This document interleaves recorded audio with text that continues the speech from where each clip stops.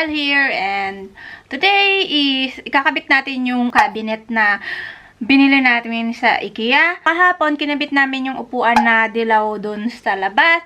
Medyo gabi na kasi, inabot kami ng gabi. Hindi na namin na tuloy ikabit yung cabinet. So, ngayon, itutuloy na natin yung cabinet. Sabi namin, bukas na lang kasi na late na rin ng gabi. Pero mamaya-maya na natin siya ikakabit. Mag-i-edit muna ako ng video. And then, si Pangit kasi nasa labas, nag-iinit siya ng tubig. Tignan nga natin. Ayan o. Ayun, nakikita nyo. Ewan ko kung nakikita. Medyo may usok ba yung element namin. So, nagpapainit siya ng tubig. Mamaya pa yan aakyat dito. And ako, tapos na rin ako mag-almusal, tapos na ako magkain ng tinapay and nagkape. So, ngayon talaga is yung time ko. Medyo alas 8 pa lang naman, maaga-aga pa. Kaya, meron pa akong time nag-edit dito. And, later, kapag hindi umulan is okay lang lumabas. Pero pag mga ganito kasing panahon, hindi nyo ako maaasahan sa labas na magsibak ng kahoy or katamaran eh. Hindi kasi makakatamad siya pag malamig. Alam mo yun, yung time pa lang na magsusuot ka ng madaming damit is sobrang nakakapagod na. Tapos lalabas ka pa ng malamig. So, dito na lang muna ako sa loob. Mag-i-edit ako ng video. Actually, maganda yung upuan. Nakakatuwa talaga. Sobrang natutuwa ako. May kwento yung upuan na yon, alam nyo ba? Yung upuan na yon, nakita namin yun dati sa IKEA. Nung nagpunta kami sa IKEA, I think 2 years ago, nakakita ako ng ganong upuan sa may sale. Sa sale nila, kulay dilaw and kulay green ata yon. Tapos, may picture pa nga ako na nakaupo ako doon. Talagang gusto ko yon. Sabi ko kay Pangit, bilihin na namin yung dilaw kasi sobrang bagsak presyo niya.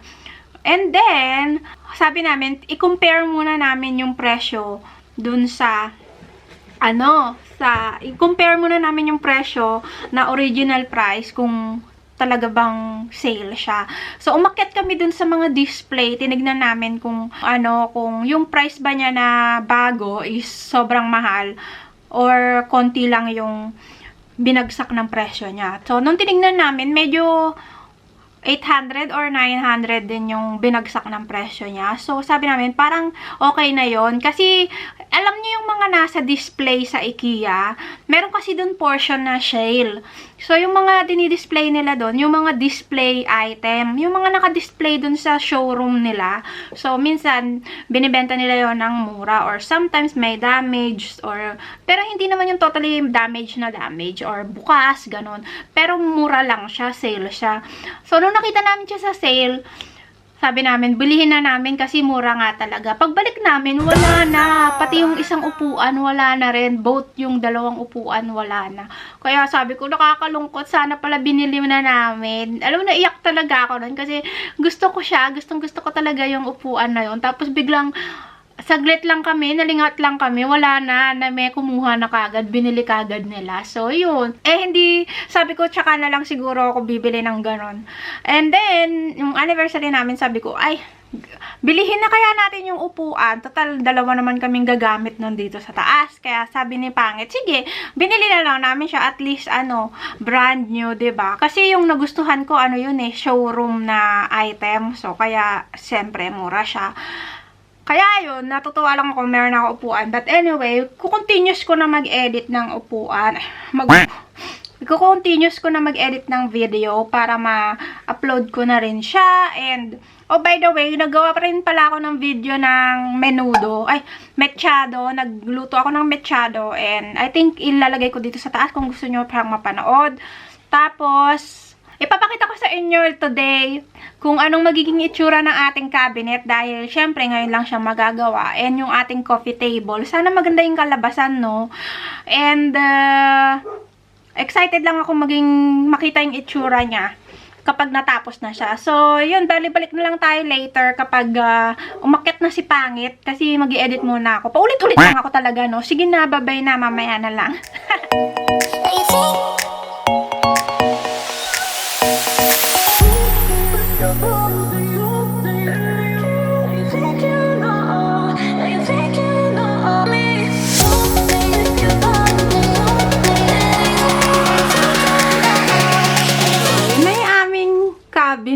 cabinet. O, diba? Natapos na namin siya. Hindi ko na siya pinilm dahil sobrang hirap magkabit ng cabinet.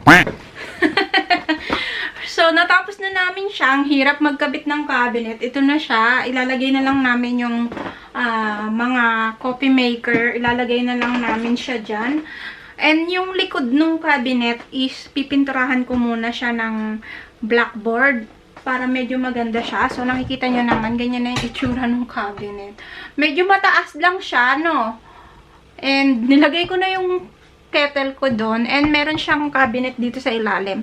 Para at least, taguan ng mga kalat. Taguan ng mga kalat. So, ililigpit ko muna lahat na nandito dahil sobrang pagod na kami. Kahapon pa kami nagbubuo. Tadan! O, diba? Ayan na siya. Mas mukha na siyang malinis, no? Compare sa before. So, ganyan na siya. Pagpasensahan nyo na yung mga kalat-kalat pa. Yung likod niyan, pipinturahan ko muna bago namin ilagay. Color black siya. And then, lalagyan namin siya ng ganito on top. Dito. So, yung hook. Oj, bredda dekor. Yung hook dito namin ilalagay. Ipapakita ko sa inyo kapag natapos na siya. And lalagyan ni Pangit ng ilaw dito sa taas. Andito na sa taas yung mga capsule ko. Tea. And yung kape ni Pangit. Yung kanyang coffee maker. And yung aking Tassimo. Yung aking kettle. So, yeah. Na magulo pa dito. Ayusin ko pa siya. IKEA hack yung ginawa namin. Ang pangalan ng cabinet is ito. Yan. So, ito yung pangalan ng cabinet. Kung gusto nyo rin gawin yung ganyan. Kapag natapos na namin siya. And, papakita ko pala sa inyo kung ano yung ginawa ko dito sa ilalim. Lahat ng kalat is dito na namin nilagay. Tadan! So, lahat ng kalat dito na namin nilagay sa ibaba. Yung aming bubble maker. Andito sa ilalim yung spoon and fork ni Matchas para sa kape.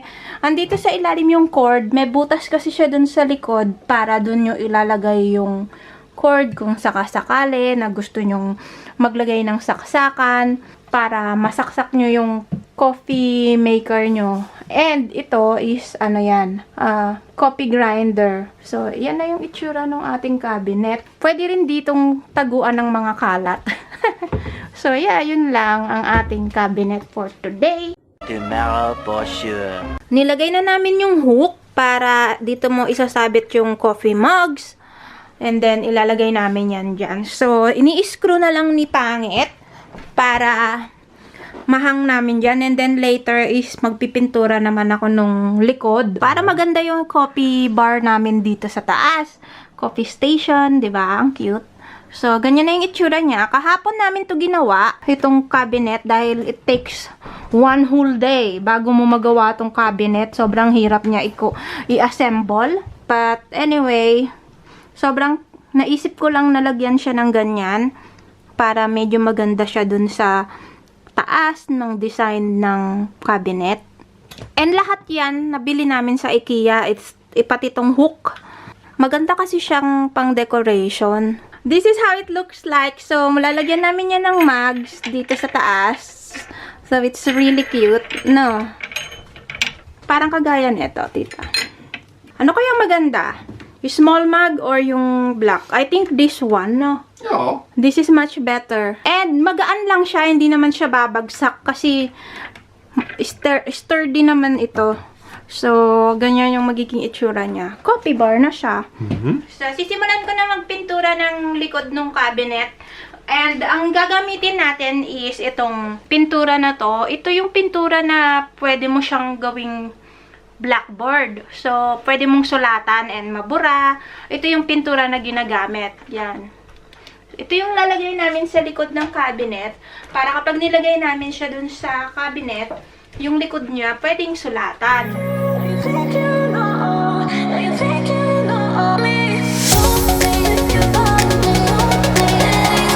So, nilalagyan na ni Pangit ng ilaw. Lalagyan niya ng butas dun sa taas para ilusot yung wire, hindi makita.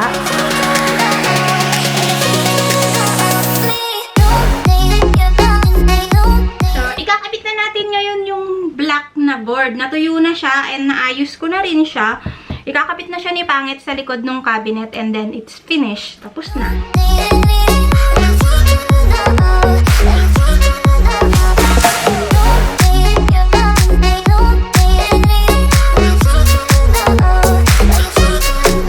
Pinalitan na namin siya ng silver. Much better kasi para kita siya sa likod dahil dark.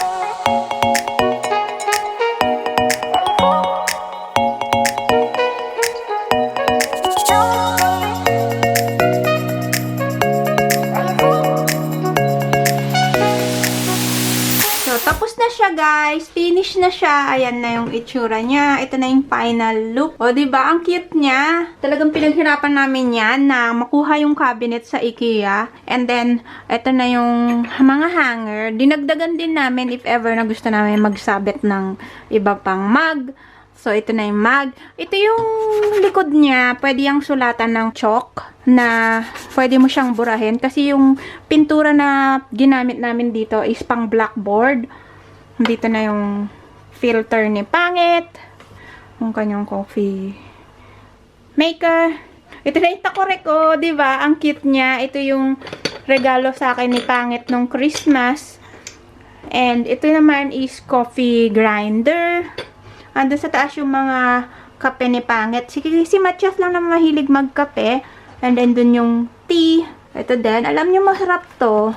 Ito yung iniinom ko minsan kung gusto kong matulog sa gabi. Maganda to, chamomile na tea.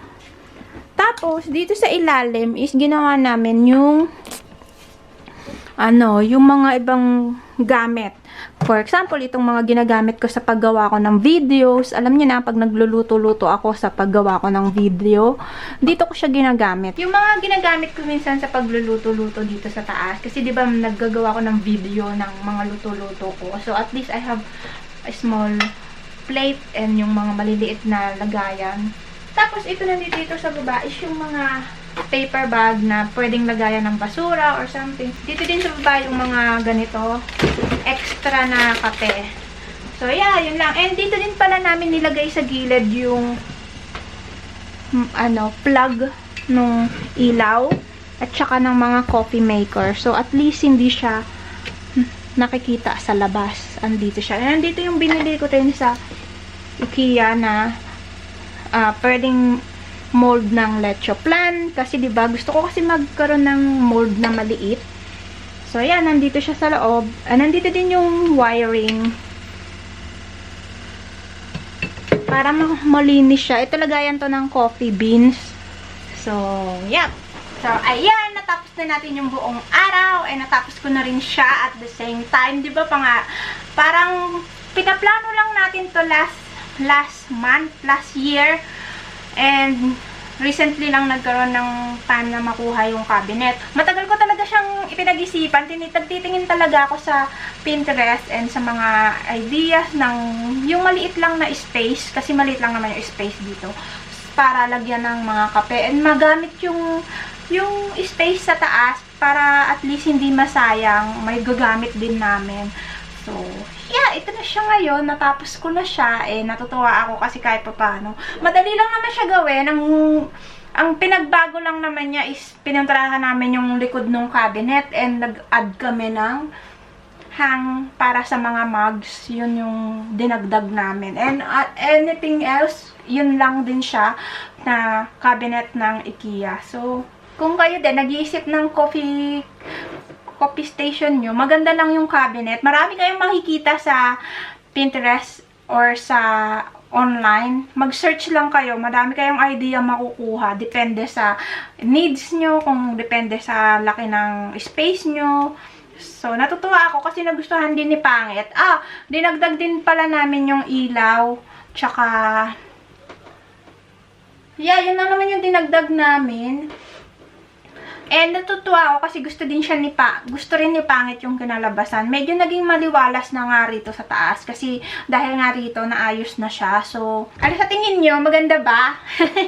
O diba? Kapag nakaupo na ako dito, medyo maayos na yung itsura niya dito sa gilid. And yun lang, i-share ko lang sa inyo yung plano natin like before. So, nagawa na natin siya.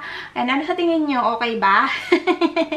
Okay ba yung kinalabasan ng ating small coffee station? Ayan na siya. I think i-wrap ko na tong video ko dahil medyo I think mahaba na siya simula nung ginawa namin siya. And mag-request lang kayo guys kung ano yung magandang gagawin namin next time na DIY na kayang-kayang gawin lang dito sa loob ng bahay. Is titignan natin kung magagawa ko siya. So, yeah, yun lang. And if you think this video is interesting and helpful and fun, don't forget to give it a thumbs up. And ano pa ba? Yeah, kung hindi ka pa po nakaka-subscribe, libre lang naman po. Ang reach natin is makuha natin yung 5K this year. So, I hope mag-subscribe na kayo guys. Libre lang. And, click nyo na rin yung bell button para ano ba tawag dito, ma-update kayo sa mga i-upload ko. And marami pa ako naiisip na idea na pwede kong i-video. Kaya, stay tuned lang kayo. Yeah, yun lang. So, kita-kita tayo ulit next time. And enjoy your day. Ingat kayo lagi. And stay safe. And yun lang. Bye! Kita-kita tayo ulit bukas. Bye!